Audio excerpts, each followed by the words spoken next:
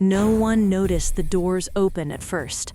The music was too loud, the laughter too careless, the room too powerful to imagine being interrupted. Then a sound cut through everything. Not a scream, not a shout, a child's voice, thin, shaking, desperate. "Please, please help me." Glasses froze midair, conversations snapped in half. Even the bass humming through the floor seemed to hesitate. A little girl stood just inside the doorway. She couldn't have been older than 7. Her dress, pink, once neat, was wrinkled and torn at the hem. Tiny beads at the ends of her braids clicked together as her whole body trembled. Her shoes squeaked against the polished floor as if the room itself rejected her presence. She didn't belong here. This was a place where fear wore expensive suits, where whispers decided who rose and who disappeared, where even grown men measured their breathing. And yet, she ran inside anyway, straight past the guards, past the men who ruled neighborhoods without raising their voices, past faces that had never once softened. Her eyes weren't scanning for exits. They were searching, like she already knew who she needed. A massive hand reached out to stop her. She slipped past it. Another voice barked an order. Too late. The girl crashed into a chair at the center of the room and grabbed the arm of the man sitting there. Her fingers, small, shaking, latched onto his sleeve like it was the only solid thing left in the world. "I'm sorry," she sobbed, barely able to breathe. "They're hurting my mama. They won't stop." Silence swallowed the room whole. Because of all the people she could have chosen, she chose him. The man everyone else avoided. The man no one interrupted.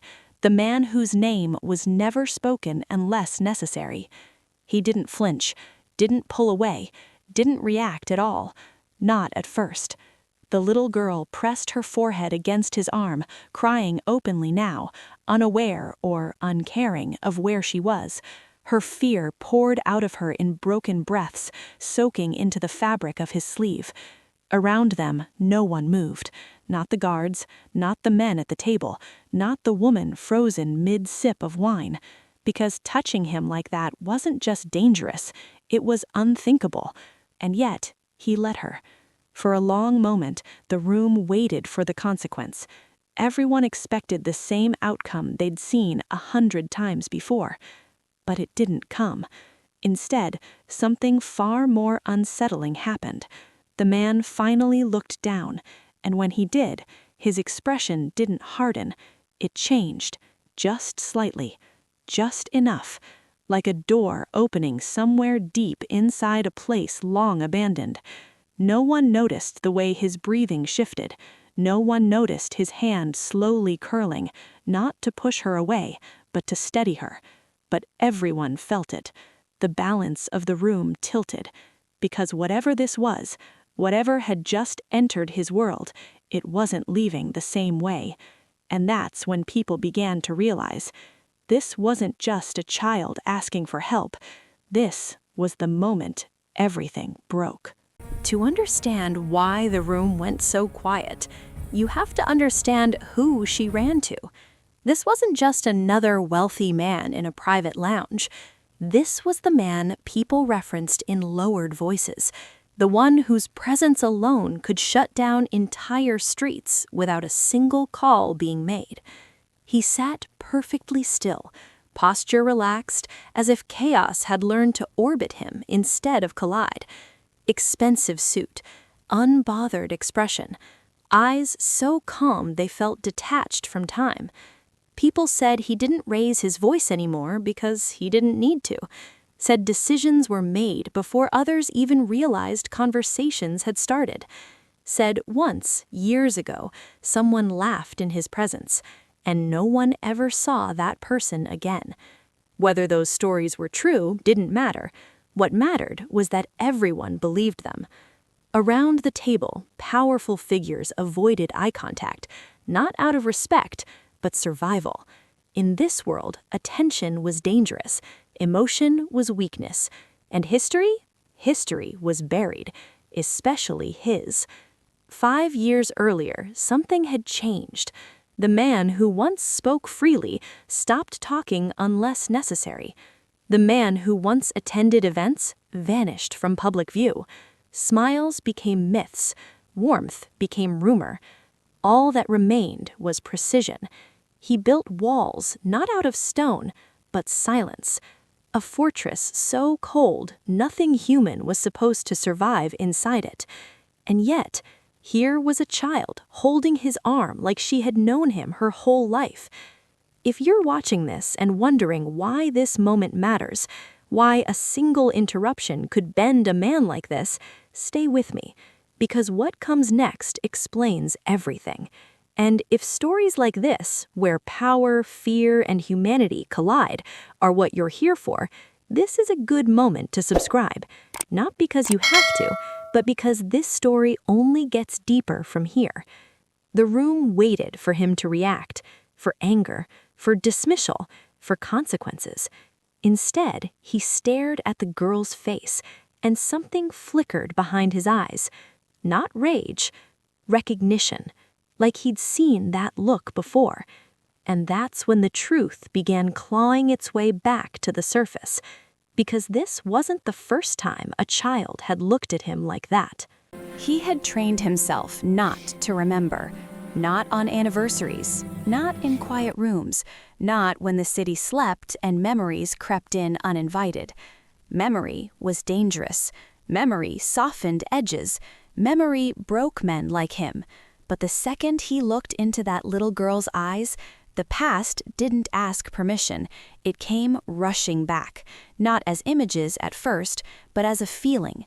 That tightness in the chest, that instinct to shield, that irrational fear that if you look away for even a second, something precious will be gone.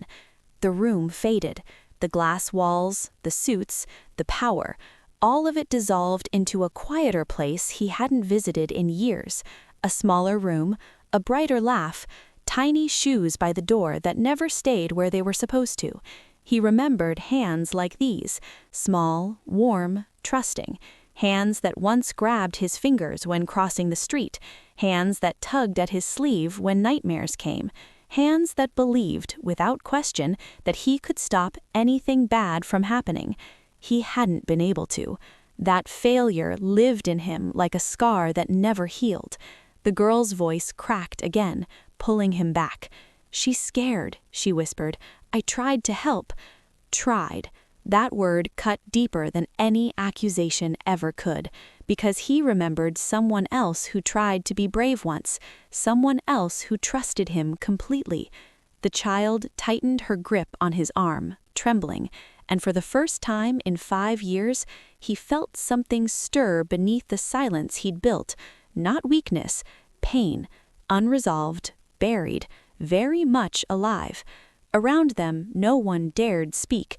They didn't know they were witnessing something rare, something fragile, a man who ruled through control, losing it internally, a past he'd sealed away, demanding to be seen. His jaw tightened, his breathing slowed. He told himself this meant nothing, that he was projecting, that this was coincidence. But deep down, he knew better, because the look on her face, it was the same one that haunted him. And just as that realization settled in, a hand reached for the child's shoulder, rough, impatient. The moment shattered, and instinct took over, because no one touched her. The hand didn't belong there. Big, heavy, certain. It closed around the little girl's shoulder like she was a problem to be removed. "Hey," a voice started, sharp and annoyed. "That's enough." The child flinched instantly. Her grip tightened. Her breath hitched. Her body curled inward, bracing for something she already understood too well. That reaction did it. The man at the center of the room moved. Not fast, not loud, decisive. His hand came up and locked around the wrist holding her. The grip was effortless, but absolute. The air changed. You could feel it, like pressure dropping before a storm. The guard froze. So did everyone else. Because no one grabbed him back. No one ever grabbed him back. Slowly, very slowly, the man turned his head. His voice, when it came, was calm. Let her go. 2 words, not raised, not threatening, but something in the tone bypassed reason entirely. The hand released her immediately. The girl stumbled, but didn't fall, because before she could, the man shifted. He stood. Then, without a word, he lowered himself down until he was eye level with her. A movement so unexpected, the room collectively forgot how to breathe. The most untouchable man in the building, kneeling on the floor. He studied her face, not like an interrogator, like someone trying to understand something fragile. "You said they're hurting your mother," he said quietly. Not a question, a confirmation. She nodded hard, tears spilling again. "Please," she whispered. "I didn't know where else to go." Something flickered across his face. Not anger, resolve. He straightened, rising to his full height. The softness vanished, but it didn't turn cold. It turned focused. He buttoned his jacket, a subtle motion, a final one. "Bring the car," he said, already turning away. No discussion, no objections. Then he paused, just once, and looked back at the girl. "You did the right thing," he told her. Her crying slowed, just a little. As the doors opened and the night rushed in, everyone in the room understood something they couldn't explain yet. This wasn't an interruption anymore. It was a turning point. And whatever waited outside, it had no idea who was coming for it. The city blurred into streaks of light the moment the car doors closed. Neon signs, rain-slicked pavement, streetlights flashing past like a heartbeat speeding out of control. The engine hummed low and steady, but inside the car, everything felt tight, too quiet. The girl sat small against the leather seat, knees pulled in, hands gripping the strap across her chest like it might disappear if she let go. Every sharp turn made her flinch. Every sudden stop stole her breath. She tried not to cry again, tried to be brave. Beside her, the man stared out the window, unmoving. He didn't say anything, didn't ask questions, didn't offer reassurances he wasn't sure he could keep. His jaw was set, not in anger, but calculation. Distances, time, what he might find when they arrived. This wasn't a negotiation he was driving toward, it was a correction. The girl glanced at him from the corner of her eye. Up close, he didn't look like the stories, not exactly. There were lines near his eyes that spoke of exhaustion more than cruelty. His hands, large, scarred, rested calmly on his knees, fingers flexing once as if grounding himself. Her lip trembled. "My mama told me not to talk to strangers," she said softly, almost apologetic. He finally turned his head. Not fully, just enough. "You did what you had to do," he replied. Simple, certain. She nodded, absorbing the words like they mattered. The car hit a pothole and she winced again. That's when he noticed it, a faint mark on her wrist, already darkening. Something cold slid through him, not the emptiness he lived with, but a sharp, focused clarity. He reached into the door compartment and pulled out a clean cloth, holding it out without looking at her. She hesitated, then took it. "Thank you," she whispered. The word hung there, heavier than it should have been. Outside, the buildings changed. Glass towers gave way to shuttered storefronts. Bright lights faded into shadows that swallowed the sidewalks whole. The girl leaned closer to the window, panic creeping back into her eyes. "That's it," she said, voice breaking. "That's the place." The car slowed. He exhaled once. Long, controlled. "We're here," he said. But the way he said it told a different story, because whatever waited beyond that door, this ride wasn't taking them towards safety. It was taking him back into something he thought he'd left behind, and this time he wasn't arriving alone. The car didn't pull into a spot. It stopped right in the middle of the street. Headlights washed over a small storefront, tired and worn, like it had already learned not to expect mercy from the world. One of the front windows was cracked, lines spidering outward from a single violent point of impact. The girl leaned forward instinctively, her hands pressed flat against the glass. "Mama," she whispered. He caught her shoulder before she could reach for the door. Not rough, not gentle. Certain. "Stay here," he said, "no matter what you see." She shook her head, tears spilling again. "Please." He didn't raise his voice. He didn't need to. "Stay." She froze. Inside the shop, chaos had already finished its work. Chairs overturned, shelves emptied, the floor littered with broken things that once belonged to people who believed tomorrow would come. And in the middle of it all, her mother, on her knees, still upright, still fighting in the only way she could, by refusing to beg. A man stood over her, pacing. Something heavy rested casually in his hands, tapping against his leg like time was on his side. He talked loudly, confidently, as if he owned the space, as if the fear in the room fed him.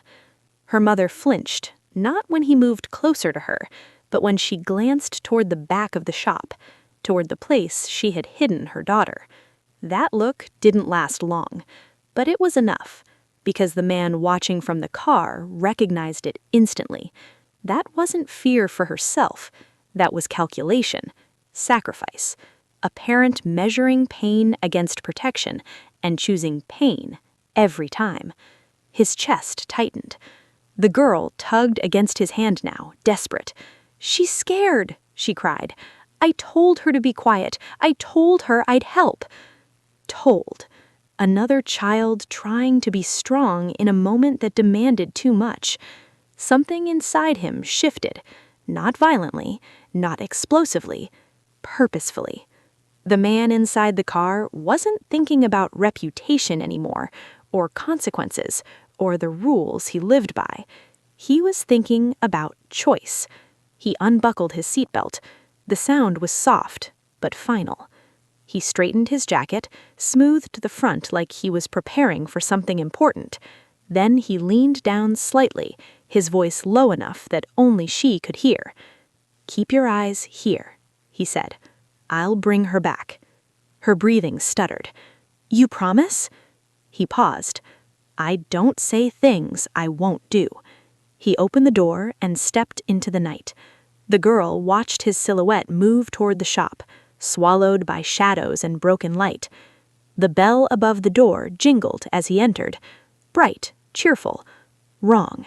And in that moment, as the door closed behind him, the world on the other side of the glass changed forever.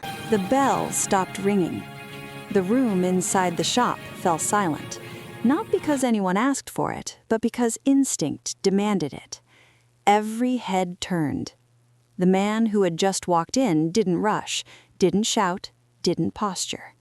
He closed the door behind him and turned the lock. Click. The sound landed heavier than any threat. The men inside exchanged glances, confused at first. One of them smirked, sizing him up. Clean suit, calm eyes, wrong neighborhood. "Shop's closed," the leader said, voice dripping with confidence. "Come back later." The man didn't answer. He took one slow step forward, then another. The temperature in the room seemed to drop, not literally, but in the way predators change the air when they enter a space that isn't theirs. One of the others moved first. A mistake. The motion barely finished before it was stopped, not with chaos, but precision. A wrist turned the wrong way, a body redirected into something solid. The sound that followed wasn't loud, but it was final. Everything erupted after that. The leader swung wildly, relying on intimidation more than skill. The man stepped inside the arc of the movement like he'd done it 1,000 times before. He didn't hurry, he didn't hesitate. He ended the threat. Around them, the shop became motion and breath and impact, controlled, contained, terrifyingly efficient. No wasted movement, no rage spilling over, just certainty correcting arrogance. Within seconds, the balance of power collapsed. Men who entered the night convinced they owned it now struggled to understand how quickly it had rejected them. And then it was over. Silence returned. Not the kind that follows fear, but the kind that follows consequence. The man stood still, adjusting his sleeve as if nothing unusual had happened. His breathing was steady, his expression unreadable. He turned toward the woman on the floor. She stared up at him, stunned, not screaming, not crying, just trying to understand how the nightmare had stopped so suddenly. "It's done," he said. 2 words, enough.